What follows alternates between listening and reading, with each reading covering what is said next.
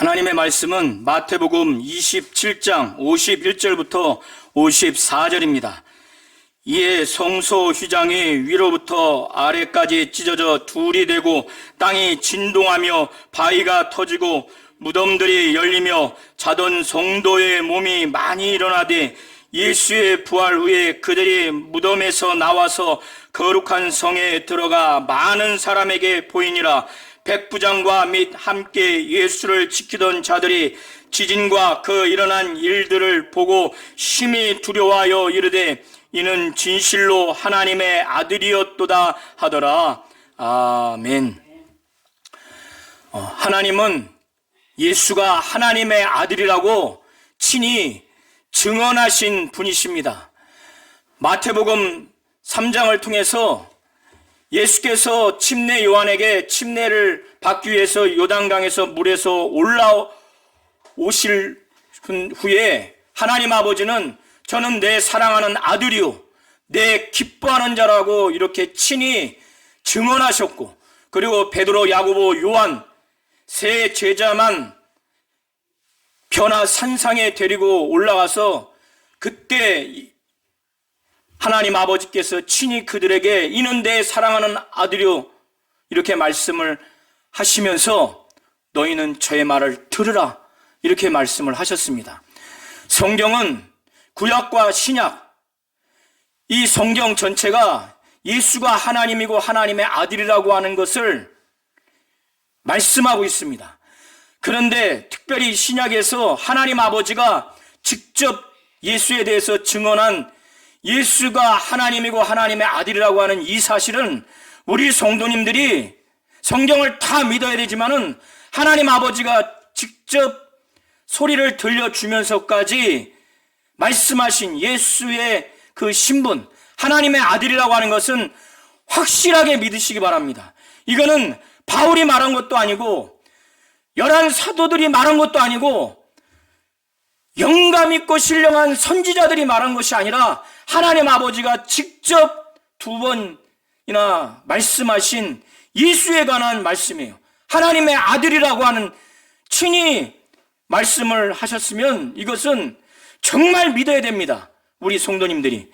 자, 하나님 아버지가 이는 내 사랑하는 아들이요 라고 한 이 하나님의 아들이라고 하는 것을 우리 성도님들은 확실히 믿으십니까? 믿으시면 아멘 하시기 바랍니다. 다른 어떤 것도 믿어야 되지만은 하나님 아버지의 예수의 하나님의 아들이라고 하는 이것은 정말 믿으셔야 돼요. 우리의 목숨을 다해서까지 이걸 믿어야 우리가 하나님을 아버지라 부를 수 있고 우리가 구원을 얻을 수가 있는 겁니다. 예수께서는 그가 인간의 모든 죄와 저주와 형벌을 다 짊어지고 담당하시기 위해서 십자가에 못 박혀 피 흘려 죽으셨어요. 12시부터 오후 3시까지 해가 어두워져서 온 세상이 깜깜하게 됐습니다. 깜깜해서 아무것도 볼 수 없고 아무것도 분별할 수가 없습니다.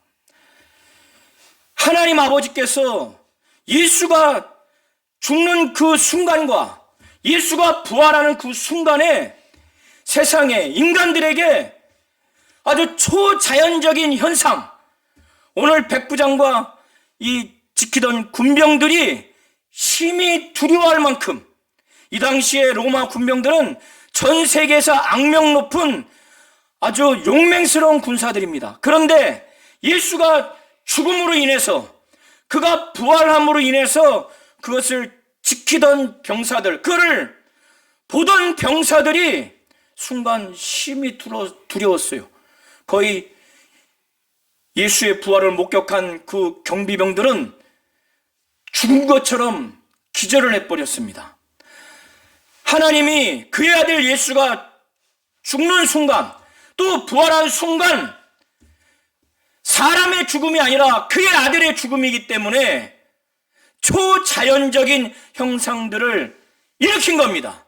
그것은 이 이후에 또 이 당시에 이거를 지켜보던 사람들이 이는 사람이 아니라고 하는 것을 확실히 보여주신 것이에요. 하나님의 아들이, 하나님 아버지가 그의 아들의 죽음에 대해서 세상과 그거를 지켜본 자들, 이 이후에 성경을 읽는 자들에게 예수가 하나님의 아들이라고 하는 신적 존재라고 하는 것을 하나님 아버지가 자연 현상을 통해서 반응해 주신 것입니다.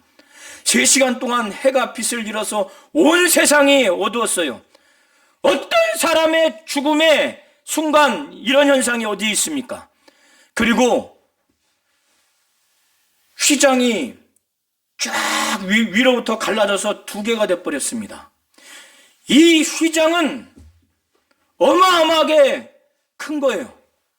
어마어마하게 큽니다. 가로가 9m가 되고 세로가 18m가 돼요. 이 두께도 두껍습니다.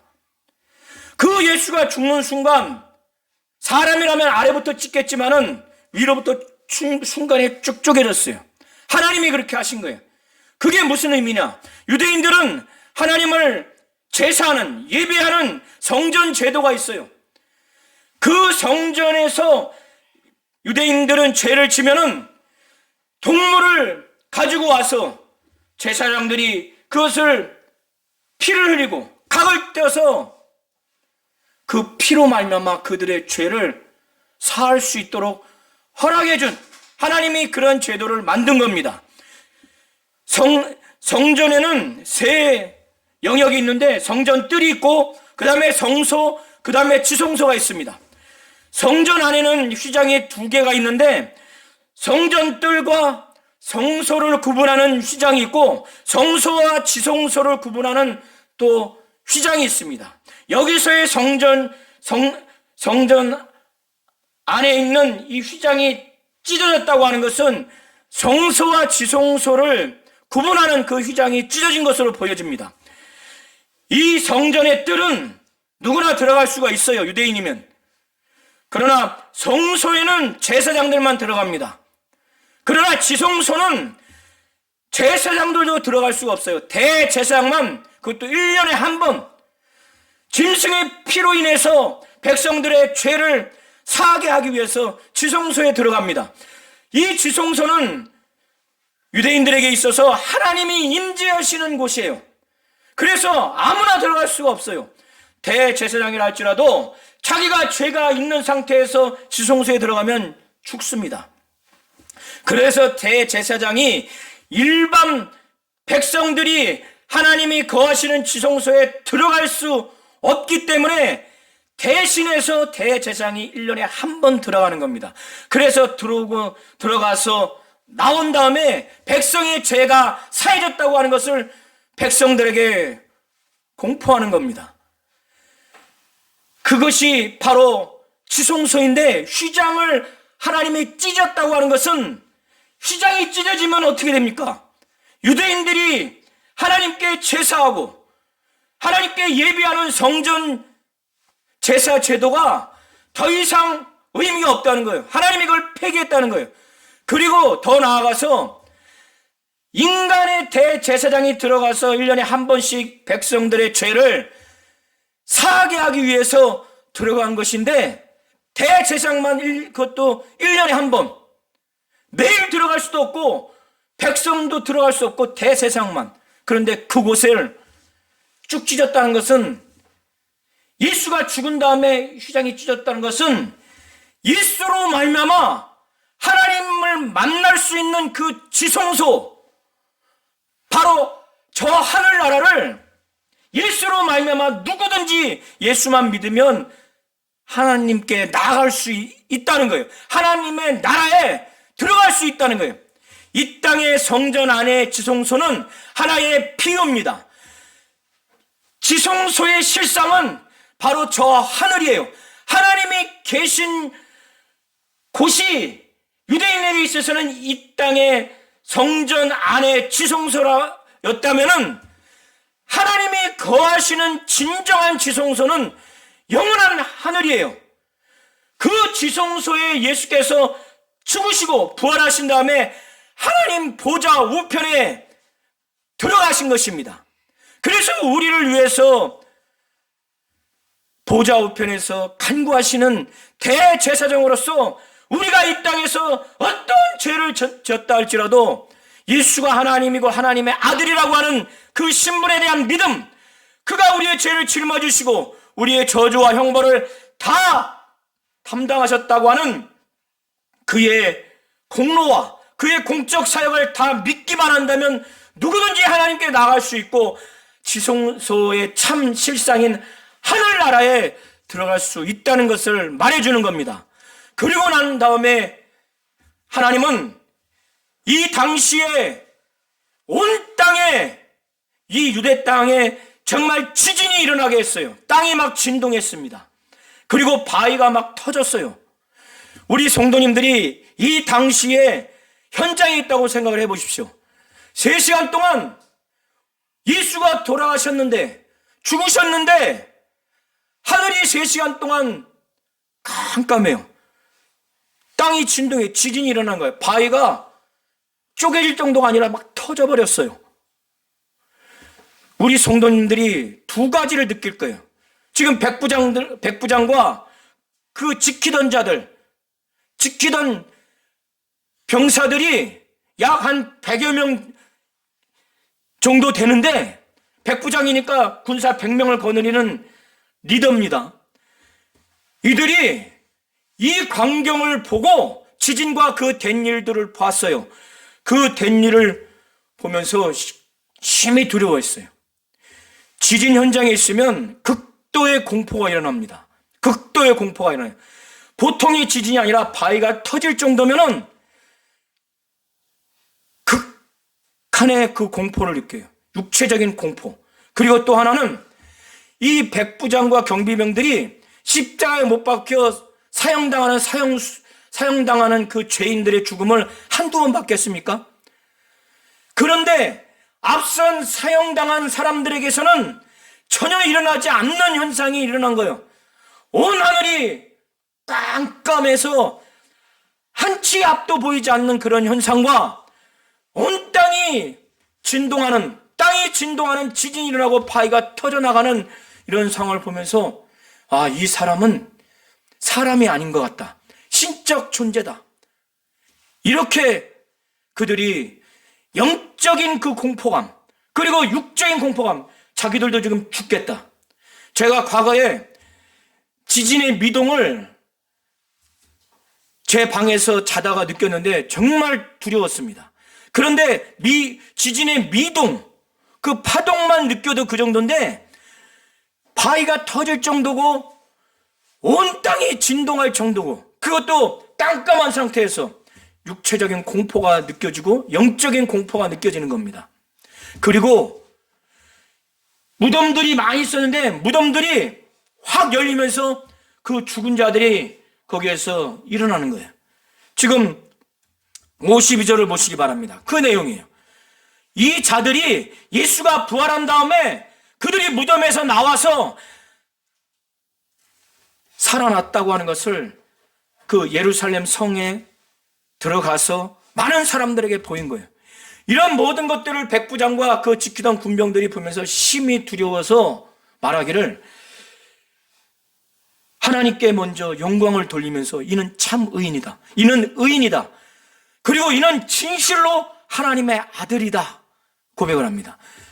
이전까지 얼굴을 뺨을 때리고 침 뱉고 주먹질하고 얼굴을 치고 갈대를 치고 몸을 쳤던 그들이, 채찍을 가했던 그들이 이 광경을 보면서 이는 진실로 하나님의 아들이다 고백을 합니다. 왜 이들이 이렇게 고백을 했겠어요? 하나님이 사람의 죽음이 아니라 하나님의 아들의 죽음이기 때문에 초자연적인 현상으로 이걸 이들에게 보여준 겁니다. 그런데 공교롭게도 유대 종교 지도자들은 여전히 그의 부활도 거짓으로 몰아가려고 악독한 계획을 세우지만, 정작 이방인인 이 백부장과 그 지키던 군병들은 이렇게 진실로 하나님의 아들이라고 이렇게 고백을 합니다. 정작 11 제자들을, 유다까지 12 제자들은 불신앙으로 가룟 유다는 자살하고, 11 제자 중에서 사도 요한 빼고 나머지는 다 도망갔는데 저 갈릴리에서부터 예수를 물심양면으로 섬기던 여인들은 이 현장에까지 있었던 거예요. 얼마나 두려웠겠습니까? 제자들도 도망갈 마당에. 그 여인들을 마태는 기록하기를 56절에 그 중에는 막달라 마리아도 있고 야고보와 요셉의 어머니 마리아도 있고 세베대의 아들들의 어머니 그 여인들도 있더라고 이렇게 표현을 합니다. 그런 다음에 날이 저물었을 때 이 예루살렘 지역으로부터 서북쪽으로 약 30km에 떨어진 지역인 아리마대 지역의 출신인 요셉이라고 하는 사람이 있어요. 이 사람은 부자예요. 이 사람은 그 산헤드린이라고 하는 유대 공회 회원입니다. 이 사람은 의로운 사람이고 선해요. 그리고 하나님의 나라를 기다리는 사람이에요. 그러니까 신앙이 있어요. 그리고 이 사람은 공회원으로서 존경받는 자예요. 그리고 이 사람은 예수의 제자입니다. 오늘 이 내용은 마가복음 15장, 누가복음 23장과 요한복음 19장에도 나와 있는데 거기에 표현되기를 이 아리마대 사람 요셉이 처음에는 자기가 예수의 제자라고 하는 것이 공회원이라고 그랬죠. 공회원이면 73명으로 구성된 회원 중에 한 명이에요. 그런데 거기에 나는 예수의 제자라고 드러내기가 두려웠겠죠. 그래서 두려워서 자기가 예수의 제자라는 걸 감췄어요. 감췄는데 그도 양심의 가책을 느끼겠죠. 회개해서 돌이켰겠죠. 그런 다음에 당돌하게 빌라도에게 나갑니다. 신명기에 보면은 십자가에 그 나무에 달려서 사형을 한 자를 그날 넘겨서 나무에 매달도록 하면 안 돼요. 유대인의 그 장사법에 의하면은 그 시체를 내려오게 해야 됩니다. 이 요셉은 아주 당돌하게 이제는 거침이 없어요. 그래서 빌라도에게 가서 예수의 시신을 달라. 그런데 지금 예수가 십자가에 못 박힌 지 얼마 안 됐는데 죽었을까 해서 백부장에게 이상하게 생각한 거예요. 이게 벌써 죽었을까? 그래서 백부장에게 그거를 예수가 죽었는지 확인하도록 해요. 그래서 죽은 걸 확인하고 시신을 내주도록 합니다. 이 과정에서 예수의 좌우편에 있는 그 강도들은 빨리 죽게 하기 위해서 다리를 꺾어버려요. 그런데 예수는 그 군병들이 이미 죽은 걸 알고 꺾질 않아요. 이게 바로 성경에 예언되어 있는 내용입니다. 다만 옆구리에 창호를 찔러요. 이게 심장까지 관통합니다. 그러니까 물과 피가 다 쏟아져 버려요. 그런 예수의 시신을 아리마대 사람 요셉이 사람들과 함께 했겠죠. 그 시신을 갖고 이동을 합니다. 세마포도 샀고 그 산 세마포는 깨끗해요. 그리고 자기와 자기 가족이 죽게 되면 장사할 그 바위에 판 그 무덤, 아무도 장사하지 않는 그 무덤에 그 시신을 안치합니다. 자, 57절부터 61절 한번 눈으로 보시기 바랍니다. 제가 말씀드린 내용이고 이 예수가 어느 무덤에 안치되어 있는가, 그리고 예수의 시신의 위치가 어디에 있는가, 막달라 마리아와 다른 마리아가 그걸 다 확인합니다. 무덤 반대편에 그 아리마대 사람 요셉을 따라가서 무덤이 어딘지, 그 예수의 시체가 어디에 있는지, 이 여인들은, 이 중에 막달라 마리아는 나중에 예수의 부활을 목격하는 증인으로 28장에 이제 기록되어 있습니다. 마가복음과 누가복음, 요한복음을 종합해서 보면 그렇게 기록되어 있어요. 이 여인들이 예수가 십자가에 못 박혀 죽으시는 그 장면, 무덤에 안치된 장면, 부활의 그 장면까지 이 여인들은 계속 가 있는 거예요. 이들의 이 믿음을 보시기 바랍니다.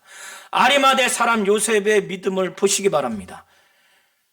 다른 복음서에는 니고데모라고 하는 그 사람도 이 요셉과 함께 예수의 시신을 무덤에 안치한 것으로 기록하고 있어요. 62절부터 66절 다 함께 합독하시겠습니다. 시작. 그 이튿날은 준비일 다음 날이라. 대제사장들과 바리새인들이 함께 빌라도에게 모여 이르되 주여 저 속이던 자가 살아있을 때 말하되 내가 사흘 후에 다시 살아나리라 한 것을 우리가 기억하노니 그러므로 명령하여 그 무덤을 사흘까지 굳게 지키게 하소서. 그의 제자들이 와서 시체를 도둑질하여 가고 백성에게 말하되 그가 죽은 자 가운데서 살아났다 하면 후에 소금이 전보다 더 클까나이다 하니 빌라도가 이르되 너희에게 경비병이 있으니 가서 힘대로 굳게 지키라 하거늘 그들이 경비병과 함께 가서 돌을 임봉하고 무덤을 굳게 지키니라. 하나님 아버지가 초자연적인 현상을 그렇게 보여주심으로 인해서 무엇을 목적했겠습니까? 이는 인간이 아니라 하나님의 아들이라고 하는 것을 보여주기 위한 그런 반응이에요.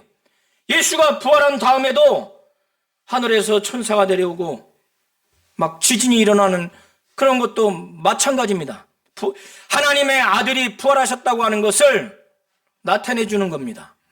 그런데 여전히 성경을 잘 안다고 하고 그들이 오랜 역사 동안에 하나님을 섬긴다고 하는 유대 종교 지도자들은 이 예수를 여전히 하나님의 아들로 믿을 의지도 없고 의욕도 없고 오히려 예수를 사기꾼으로 속이는 자로 그렇게 매도합니다. 빌라도에게 그 백성들을 선동해서 십자가에 못 박혀 죽이는 것을 더 넘어서 예수의 부활을 이제 조작합니다. 28장에 보면 조작을 해요. 그런데 예수가 살아 계실 때 그들이 들은 것을 기억해냅니다. 빌라도에게 가서 대제사장과 장로들이 목요일 저녁부터 금요일 저녁, 그러니까 목요일 6시부터 금요일 6시까지가 안식일 전날, 준비일입니다. 안식일은 금요일 저녁 6시부터 토요일 저녁 6시까지. 그러니까 이들이 그 이튿날, 준비일 다음날, 안식일이에요. 안식일에는 빌라도에게 지금 요청한 이런 일을 하면 안 돼요. 이것은 악한 일일 뿐더러 이런 일을 하면 안 되는데 이들은 정작 하나님 뜻대로 신앙생활 한다고 자처하는 자들이 자기들의 모순을 지금 보여주는 겁니다. 그런 행위를 하는 거예요. 그 이튿날은 준비일 다음 날이다. 대제사장들과 장로들이 빌라도에 가서 이 예수를 속이는 자라고 해요. 그러니까 사기꾼이라는 얘기예요. 살아있을 때 내가 죽은 다음에 사흘 후에 살아나리라고 하는 말을 자기들이 기억한다 이거예요. 그러니까 빌라도에게 우리가 이것을 기억하니까 명령해서 빌라도 각하가 명령해서 그 무덤을 사흘까지 굳게 지키게 해달라고 요청을 합니다. 요청을 하는데 그들이 말하기를 그의 제자들이 와서 시체를 훔친 다음에 백성들에게 훔쳤으니까 무덤에 시신이 없을 거 아니에요? 예수가 살아났다 하면은 그런 속임이 전에 그 속임보다 더 크다는 거예요. 전에 속임이라고 하는 것은 예수께서 살아계실 때 말씀 사역, 치유 사역을 두고 말하는 것으로 보시면 됩니다. 그것도 유대인 종교 지도자들이 볼 때 엄청나게 선전을 했는데 제자들이 와서 시신을 훔쳐가서 예수가 부활했다고 하면 이거는 걷잡을 수 없다는 거예요. 그래서 명령해서 그 예수가 말한 사흘 후에 부활할 것이라고 하는 그때까지 좀 지키게 해달라고. 그래서 빌라도가 너에게 경비병이 있으니 가서 힘대로 굳게 지키라고 해요. 그래서 그들이 66절 보면 경비병과 함께 가서 돌을 임봉하고 무덤을 굳게 지킵니다. 그런데 28장에 보면은 그렇게 굳게 지켰는데도 부활하죠. 예수가 확실히 돌아가셨다고 하는 증거와 예수가 확실히 장사됐다고 하는 증거가 27장까지 기록하고 있는 겁니다. 이렇게 인간들이 악해서 완벽하게 죽이고 완벽하게 장사 지냈는데 하나님이 예수를 살리신 거예요. 어설프게 한 것이 아니라 인간들이 악하게 확실하게 죽였고 확실하게 장사를 지냈어요. 돌을 임봉했습니다. 그리고 굳게 지켰어요. 예수는 하나님이 부활하게 하셨어요. 성령으로 부활하게 하신 겁니다. 우리 성도님들이 예수가 하나님의 아들이라고 하는 것을 분명히 믿으셔야 돼요. 요한복음 1장 1절에 보면 태초에 말씀이 계시니라. 이 말씀은 하나님이시라고 그래요. 이 말씀이 하나님과 함께 계셨다고 이렇게 표현되어 있습니다. 바로 이때 이 말씀은 헬라어로 로고스라고 하는데 이 말씀이 바로 예수를 말하는 거예요. 그가 육신을 갖고 이 땅에 오셨어요. 육신을 갖고 온 존재를 하나님의 아들로 믿으려고 한다면 인간의 지혜와 경험과 지식으로는 믿어지지가 않아요. 하나님이 도와주지 않으면 믿을 수가 없습니다. 예수가 하나님이고 하나님의 아들이라고 하는 이 믿음은 하나님이 도와주셔야 돼요. 성령의 감동, 성령으로 일평생 인침받아서 성령의 감동으로 예수가 하나님이고 하나님의 아들이라는 것이 믿어지는 것이지, 교회를 오래 다녔다고 해서 성경을 많이 읽고 설교를 들었다고 해서 그게 믿어지는 것이 아닙니다. 이해하시겠죠? 성령을 받으셔야 되고 성령의 충만함과 감동을 받아야 되는 이유가 바로 여기에 있는 겁니다. 예수가 하나님의 아들이라고 하는 것을 또 어떻게 믿을 수가 있는가? 왜 믿어야 되는가? 예수가 하나님의 아들이라고 하는 것을 확실하게 말한 존재가 구약의 신령한 선지자이기 때문에가 아니라 열한 사도와 사도 바울이기 때문인가 아니라 하나님 아버지가 그것도 두 번이나 이는 내 사랑하는 아들이요 이렇게 친히 말씀을 하셨으면 우리 성도님들이 다른 것도 믿어야지만 예수가 하나님의 아들이라고 하는 것, 그리고 하나님 아버지가 정말로 사랑하는 아들이라고 하는 것을 분명히 믿으셔야 됩니다. 이거는 진짜로 믿을 수 있고 믿을 만하고 믿어야만 하는 바로 내용인 것입니다. 그건 하나님 아버지가 말씀하셨기 때문에 그렇습니다. 하나님은 예수가 하나님의 아들이라고 하는 것, 그리고 사랑하는 내 아들이라고 하는 것을 친히 증언하신 분이십니다. 우리 모든 성도님들이 하나님 아버지가 예수에 대해서 직접 증언한 이는 내 사랑하는 아들이요 내 기뻐하는 자라, 예수가 하나님의 아들이라고 하는 이 하나님 아버지의 직접적인 증언을 분명히 믿고 의지하시기를 예수의 이름으로 축원합니다.